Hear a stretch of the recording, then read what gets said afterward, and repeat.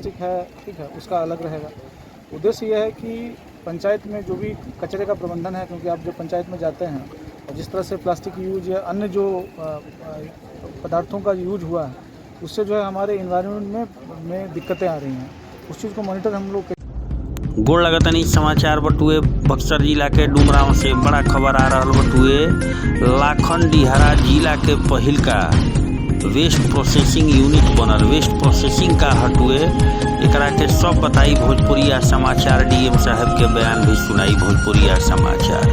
बस खबर के अंत तक बनल रही, सब दिखाई भोजपुरिया समाचार। कचरा प्रबंधन से वातावरण प्रदूषित होखे से बची, शहर जैसन व्यवस्था डोर टू डोर होई, कचरा के उठाओ। खबर का बा विस्तार से जानी।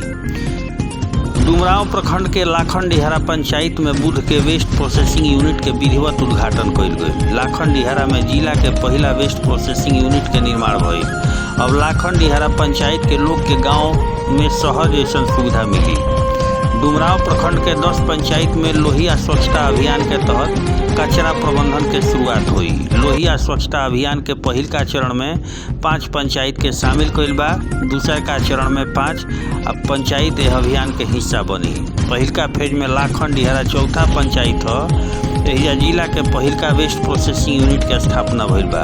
एही यूनिट में ठोस, तरल और प्लास्टिक के अलग अलग करके प्रोसेसिंग कइल जाई। वेस्ट प्रोसेसिंग यूनिट के उद्घाटन कइला के बाद डीएम अमन समीर कहनी कि शहर के तरह गांव के स्मार्ट बनावे के पहल हो रहल बा।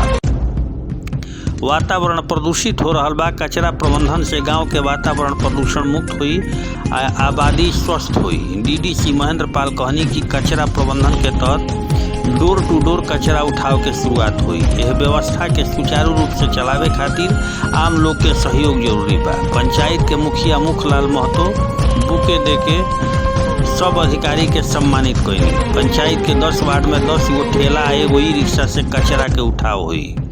ठेला ई रिक्शा के हरा झंडी दिखा के रवाना कइल गई। स्वच्छता के माध्यम से गांव में 15 लोग के रोजगार के अवसर प्राप्त भइल बा। यह मौका पे एडीएम पितेश्वर प्रसाद, बीडीओ संतोष कुमार सिंह, सीओ अंकिता सिंह, मुखिया भरत तिवारी और स्वच्छता कर्मी उपस्थित रहे लोग।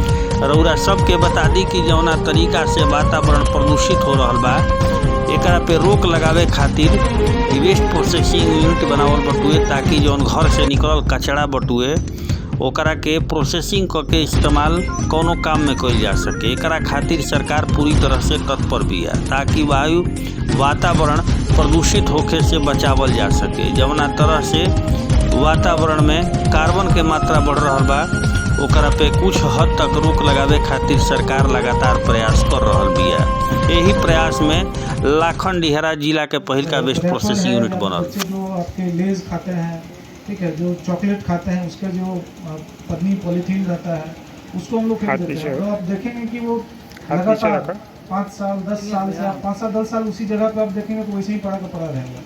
वो जो है प्रकृति में सड़ता नहीं है, इसलिए उसको जो है वेस्ट बोला गया है। सरकार के स्तर से देखिए, जो सुविधाएं आपको नगर में मिलती थी, जो शहर में मिलती थी, कि शहर में होता था कि आपके प्रोसेसिंग यूनिट बना रही है, सबसे जो उत्तम जो समाधान यह होगा कि कचरा हम उत्पन्न ही नहीं करें।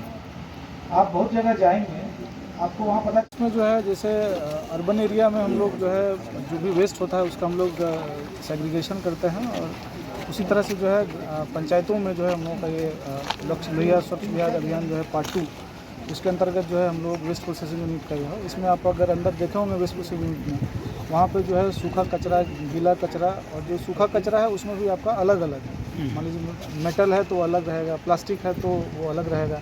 प्लास्टिक में भी जो है वो सिंगल यूज प्लास्टिक है, ठीक है, उसका अलग रहेगा।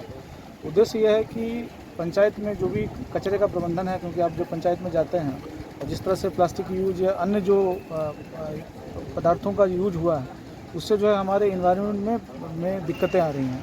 उस चीज़ को मॉनिटर हम लोग किस तरह से करें, अल्टीमेटली जो है हम लोगों का इन्वायरमेंट किस तरह से अच्छा रहे, उसी की ओर सरकार का प्रयास है। और माननीय मुख्यमंत्री महोदय हमेशा कहते हैं कि जो हमारा गांव भी जो है स्मार्ट होना चाहिए। ये अच्छे जो गांव हैं हमारे कैसे हो सकते हैं, स्मार्ट गांव कैसे हो सकते हैं, उसी की दिशा में एक कदम है हम लोग। तो आगे किया सभी पंचायतों में इस तरह का यूनिट जो है सरकार के स्तर से जो है पहले 47 पंचायतों में ये किया गया था, हम लोग उसको कर रहे हैं, और बाद में 51 पंचायतों का हो रहा है। और अल्टीमेटली जो है बक्सर की जितनी भी पंचायत हैं सभी में किया जाएगा।